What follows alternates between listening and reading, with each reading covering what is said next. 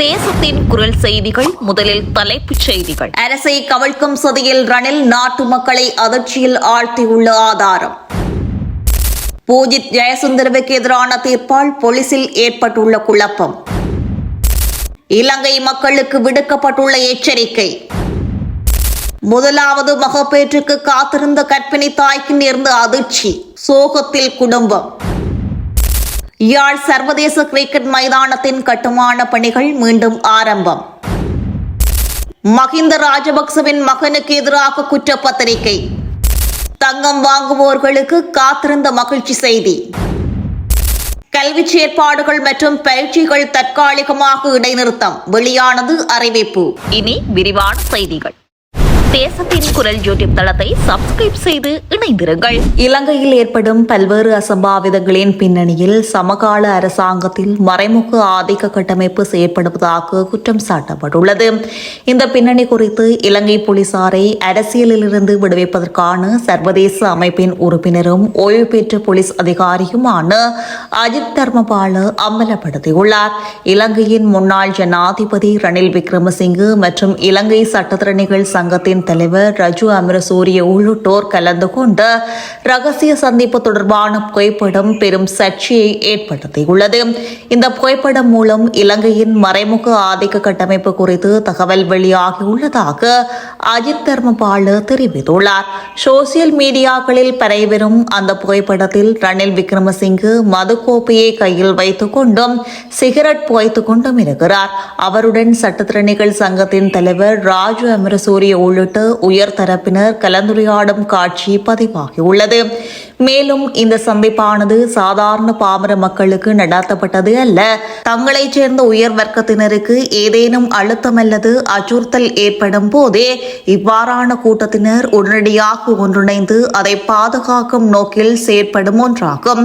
மக்களால் தெரிவு செய்யப்பட்ட அரசாங்கம் ஒன்று இலங்கையில் இயங்கிக் கொண்டிருந்தாலும் அதற்குள் அரசு அதிகாரிகள், உயர்மட்ட போலீஸ் மற்றும் முப்படை அதிகாரிகள் மற்றும் முக்கிய தொழிலதிபர்களை உள்ளடக்கிய ஒரு மறைமுக சக்தியாக தீவிரமாக செயற்பட்டு வருகின்றன. மகர மற்றும் நீர்கொழும்பு போன்ற சிறைச்சாலைகளில் தொடர்ச்சியாக அரங்கேறும் குழப்பங்கள் மற்றும் அசம்பாவிதங்களுக்கு பின்னால் இந்த மறைமுக ஆதிக்க கட்டமைப்பின் சூழ்ச்சிகள் காணப்படுகின்றன. அரசாங்கம் இது தொடர்பில் கூடிய கவனம் செலுத்த வேண்டும். சமகால அரசாங்கம் முறையான விசாரணைகளை முன்னெடுத்தாலும் இந்த உயர்மட்ட குழுவினர் தங்களது வர்க்கத்தினரை பாதுகாப்பதற்காகவும் வரவிருக்கும் சட்ட நடவடிக்கைகளில் இருந்து தப்புவதற்காகவும் தொடர்ந்தும் பல்வேறு முட்டுக்கட்டைகளை போட்டு வருகின்றனர். முன்னாள் போலீஸ் மா அதிபர் பூஜித் ஜெயசுந்தரவிற்கு எதிரான தீர்ப்பால் போலீசில் குழப்பம் ஒன்று ஏற்பட்டுள்ளதாக தகவல் வெளியாகியுள்ளது. போலீஸ் மா அதிபர் பூஜித் ஜெயசுந்தரவிற்கு மரண தண்டனை தீர்ப்பு அறிவிக்கப்பட்டு சிறு நேரத்திற்கு பின்னரே போலீஸ் மா அதிபருக்கும் சிரேஷ்ட போலீஸ் மா அதிபர்களுக்கும் இடையே வாட்ஸ்அப் குழு தொலைபேசி உரையாடல் ஒன்று இடம்பெற்றுள்ளது. இதில் இந்த தீர்ப்பு இலங்கையின் போலீஸ் அதிகாரிகள் மீது எவ்வாறான தாக்கத்தை ஏற்படுத்தும் என்பது குறித்தே விவாதிக்கப்பட்டுள்ளது. அங்கு ஒரு பிரதி போலீஸ் மா அதிபர் தெரிவிக்கையில், நபரொருவர் தனக்கு மற்றொரு நபரால் உயிர் அச்சுறுத்தல் இருப்பதாக தெரிவித்து போலீசில் முறைப்பாடு செய்துள்ள நிலையில் அவ்வாறு முறைப்பாடு செய்த நபர் தனக்கு அச்சுறுத்தல் இருப்பதாக சுட்டிக்காட்டிய நபராலேயே கொல்லப்பட்டதால் போலீஸ் அதிகாரிக்கு மரண தண்டனை கிடைக்கும் நிலை ஏற்படும் என தெரிவித்துள்ளார். இவ்வாறானதொரு சூழ்நிலையில் போலீசில் கடமையாற்றுவது ஆபத்தான நிலைமை என அவர் மேலும் குறிப்பிட்டுள்ளார். மற்றொரு பிரதி போலீஸ் மா அதிபர் தெரிவிக்கையில், போலீஸ் மா அதிபராக பதவி வகிப்பது இதன் மூலம் பாரிய அபாயத்தை பொறுப்பேற்பதாக மாறியுள்ளது என தெரிவித்துள்ளார். அந்த குழு விவாதத்தில் பிரதி போலீஸ் மா அதிபர்கள் முன்வைத்த கருத்துக்களுடன் உடன்பட்ட போலீஸ் மா அதிபர் ஜனாதிபதியுடன் இந்த நிலைமை குறித்து விவாதிப்பதாகவும் தெரிவித்துள்ளார். மேலும் இந்த அரசாங்கம் தோல்வியடைந்து வேறு அரசாங்கம் ஆட்சிக்கு வந்த பின்னர் இந்த விதி தனக்கும் வரக்கூடும் என்ற பயம் போலீஸ் மா அதிபருக்கும் பெரும்பாலான பிரதி போலீஸ் மா அதிபர்களுக்கும் ஏற்பட்டுள்ளது. இந்த வழியில் போலீஸை கொண்டு செல்ல முடியாது, போலீஸை விட்டு விலகிச் செல்பவர்களின் எண்ணிக்கை அதிகரிக்கும் என தெரிவித்துள்ளார். அரசாங்கத்திற்கு ஆதரவான போலீஸ் அதிகாரிகள் என அடையாளப்படுத்தப்பட்டுள்ள குழுவினரும் இதனால் கடும் அதிர்ச்சி அடைந்துள்ளனர். அரசியல்வாதிகள் சொல்வதை கேட்டு வேலை செய்து இறுதியில் பூஜித்மிக்கு நடந்ததே நடக்கும் என்ற கருத்து போலீசாருக்குள் பலமாக உருவெடுத்துள்ளதால் போலீஸ் துறை பெரும் சரிவை சந்திக்கும் என சுட்டிக்காட்டப்பட்டுள்ளது. அத்தோடு அரசாங்கத்தின் மீது போலீசாருக்குள் இருந்த கடும் ஏற்படும் அதிருப்தி இதன் மூலம் மேலும் அதிகரித்துள்ளதாகவும் குறிப்பிடப்பட்டுள்ளது. முதலாவது மகப்பேற்றுக்கு இன்னும் 2 நாட்கள் எஞ்சியிருந்த நிலையில் கர்ப்பிணி தாயொருவரும் சிசுவும் பரிதாபமாக உயிரிழந்த சம்பவம் களுத்துறை வாதுவ பகுதியில் இடம்பெற்றுள்ளது. வாதுவைச் சேர்ந்த 34 வயதான பெண்ணே இவ்வாறு உயிரிழந்துள்ளார். குறித்த பெண்ணுக்கு கடந்த 24ஆம் தேதி காய்ச்சல் ஏற்பட்டுள்ள நிலையில் வலி நிவாரணி மாத்திரைகளை உட்கொண்டதன் மூலம் காய்ச்சல் தணிந்துள்ளது. இருப்பினும் மலச்சிக்கல் உபாதை காரணமாக அவர் தனியார் மருத்துவமனை ஒன்றில் அனுமதிக்கப்பட்டு சிகிச்சை பெற்று வந்த நிலையில் அறுவை சிகிச்சை மூலம் குழந்தையை பிரசவிப்பதற்கான பரிசோதனைகளின் போது அவர் டெங்கு காய்ச்சலால் பாதிக்கப்பட்டிருந்தமை உறுதி செய்யப்பட்டுள்ளது. இருப்பினும் குறித்த தனியார் மருத்துவமனையின் தீவிர சிகிச்சை பிரிவில் இடவசதி இல்லாத காரணத்தினால் அரசு மகப்பேறு மருத்துவமனைக்கு அழைத்துச் செல்லப்பட்டுள்ளார். இதன்போது அங்கு அவரை பரிசோதித்த மருத்துவர்கள் நிலைமை மிகவும் தீவிரமடைந்துள்ளதாக குடும்பத்தினருக்கு தெரிவித்துள்ளனர். இதனையடுத்து தீவிர சிகிச்சை பிரிவில் தீவிர சிகிச்சை அளிக்கப்பட்டு வந்த நிலையில் கடந்த 28ஆம் தேதி குழந்தையும் 29ஆம் தேதி மாலையில் தாயும் சிகிச்சை பலனின்றி உயிரிழந்துள்ளனர். குறித்த பெண் உயிரிழப்பதற்கு முன்னர் அவருக்கு டெங்கு காய்ச்சல் ஏற்பட்டிருந்தமை இரத்த பரிசோதனையில் உறுதியாகியுள்ளது. யாழ்ப்பாணம் சர்வதேச கிரிக்கெட் மைதானத்தின் கட்டுமான பணிகள் கிரிக்கெட் நிர்வாகத்தில் ஏற்பட்டுள்ள மாற்றங்கள் தீர்க்கப்பட்டவுடன் மீண்டும் ஆரம்பமாகும் என விளையாட்டுத்துறை அமைச்சர் சுனில்குமார கமகே தெரிவித்துள்ளார்.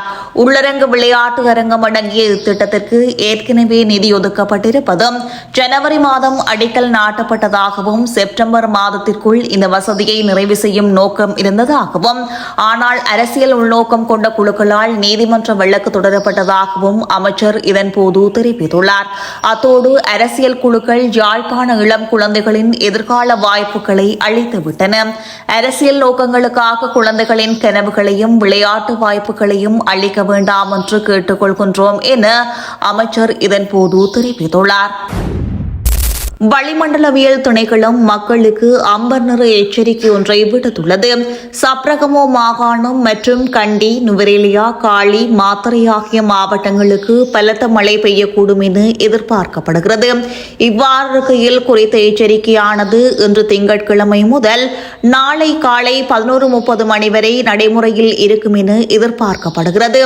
இலங்கையை சூழவுள்ள தென்மேற்கு பருவ பேச்சு தீவிரமடைந்துள்ளதன் காரணமாக தீவின் தென்மேற்கு பகுதிகளில் தற்போது நிலவும் மழை மற்றும் காற்றுடன் கூடிய வானிலை அடுத்த 24 மணி நேரத்திற்கு தொடரும் என வானிலை மையம் அறிவித்துள்ளது. இதன் அடிப்படையில் சப்ரகமோ மாகாணத்திலும் கண்டி, நுவரெலியா, காலி மற்றும் மாத்தறை ஆகிய மாவட்டங்களின் சில இடங்களில் 100 மில்லிமீட்டருக்கும் அதிகமான கனமழை பெய்யக்கூடும். இடியுடன் கூடிய மழை பெய்யும் போது தற்காலிகமாக வீசக்கூடிய பலத்த காற்று மற்றும் மின்னல் தாக்கங்களினால் ஏற்படக்கூடிய பாதிப்புகளை குறைத்துக் கொள்ள தேவையான முன்னெச்சரிக்கை நடவடிக்கைகளை மேற்கொள்ளுமாறு பொதுமக்களுக்கு அறிவுறுத்தப்பட்டுள்ளது. இலங்கையின் முன்னாள் ஜனாதிபதி மஹிந்த ராஜபக்சவின் மகனான யோசித ராஜபக்ச மற்றும் முன்னாள் கடற்படை தளபதியும் கடற்படை அட்மிரலுமான வசந்த கரணகுட ஆகியோர் மீது குற்றப்பத்திரிகை தாக்கல் செய்யப்பட்டுள்ளது. இந்த குற்றப்பத்திரிகையானது லஞ்சம் அல்லது ஊழல் குற்றச்சாட்டுகள் தொடர்பான விசாரணை ஆணைக்குழுவால் கொழும்பு மேல் நீதிமன்றத்தில் தாக்கல் செய்யப்பட்டுள்ளது. குற்றச்சாட்டுகளின்படி முன்னாள் கடற்படை தளபதி வசந்த கரணகுட இலங்கை கடற்படையின் தளபதியாக பணியாற்றிய காலத்தில் 2006ஆம் ஆண்டு செப்டம்பர் 1ஆம் தேதி முதல் 2007ஆம் ஆண்டு ஜூன் 8ஆம் தேதி வரை ஐக்கிய ராஜ்யத்தில் உள்ள பிரித்தானிய அரச கடற்படை கல்லூரியில் இடம்பெற்ற அரச கடற்படை இளம் அதிகாரிகள் பயிற்சி வகுப்பில் யோசித ராஜபக்ச பங்கேற்பதற்கு வசதி செய்து கொடுத்ததன் மூலம் அரசுக்கு இழப்பை ஏற்படுத்தியதாக குற்றம் சாட்டப்பட்டுள்ளார். இதே ஏற்பாட்டின் மூலம் முறையற்ற ஆதாயத்தை பெற்றதாக யோசித ராஜபக்ச மீதும் குற்றச்சாட்டு சுமத்தப்பட்டுள்ளது.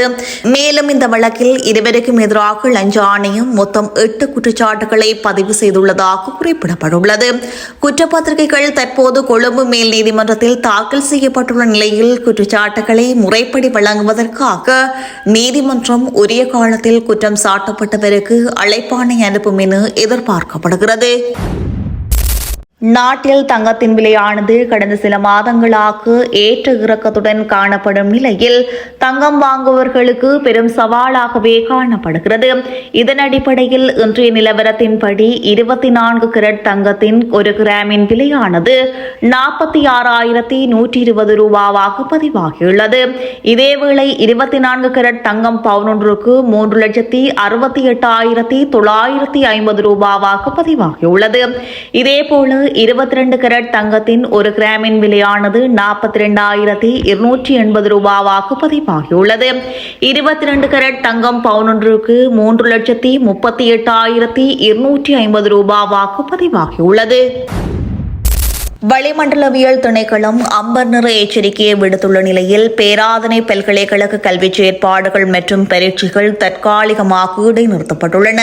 மாணவர்கள் மற்றும் ஊழியர்களின் பாதுகாப்பை முதன்மையாக கொண்டே இந்த தீர்மானம் எடுக்கப்பட்டுள்ளது. கல்வி நடவடிக்கைகள் இடைநிறுத்தப்பட்ட போதிலும் பல்கலைக்கழகத்தின் அத்தியாவசிய சேவைகள் அனைத்தும் தடங்களின்றி தொடர்ந்து இயங்கும் என தெரிவிக்கப்பட்டுள்ளது. பாதுகாப்பான முறையில் தங்களது வீடுகளுக்கு பயணிக்க முடிபவர்கள் சொந்த ஊர்களுக்கு செல்ல அனுமதிக்கப்படுகின்றனர். வானிலை சீரற்ற காரணத்தினால் சொந்த ஊர்களுக்கு செல்ல முடியாத மாணவர்கள் தகுந்த பல்கலைக்கழக விடுதி அதிகாரிகளுக்கு தகவல் தெரிவித்துவிட்டு தங்களது விடுதிகளிலே தங்கியிருக்கலாம் என அறிவிக்கப்பட்டுள்ளது. இருப்பினும் சரசவி மதுர விடுதியில் மட்டும் தங்குவதற்கு விலக்களிக்கப்பட்டுள்ளது. தனியார் விடுதிகளில் தங்கியிருக்கும் மாணவர்கள் ஆபத்தான சூழலை எதிர்கொண்டால் பல்கலைக்கழக விடுதிகளுக்கு வந்து தங்குவதற்கு வசதி செய்யப்பட்டுள்ளதுடன் அவர்களது விவரங்கள் முறைப்படி பதிவு செய்யப்படும் என தெரிவிக்கப்பட்டுள்ளது. எந்தவொரு மாணவரும் விடுதிகளை விட்டு வெளியேறுமாறு கட்டாயப்படுத்த மாட்டார்கள் என நிர்வாகம் தெரிவித்துள்ளது. பேராதனை பகுதியில் மகாவலி ஆற்றின் நீர்மட்டம் அதிகரித்து சிறு வெள்ளப்பெருக்கு ஏற்பட்டுள்ளதால் ஆற்றங்கரையோரம் அமைந்துள்ள விடுதிகளில் தொங்கியிருக்கும் மாணவர்கள் விழிப்புடன் இருக்குமாறு துணைவேந்தரும் கேட்டுக் கொண்டுள்ளார். இயல்பு நிலை திரும்பும் வரை அனைவரும் பாதுகாப்பு விதிமுறைகளை கண்டிப்புடன் பின்பற்றுமாறு பல்கலைக்கழக சமூகம் அறிவுறுத்தப்பட்டுள்ளது. தேசத்தின் குரல் யூடியூப் தளத்தை சப்ஸ்கிரைப் செய்து இணைந்திருங்கள்.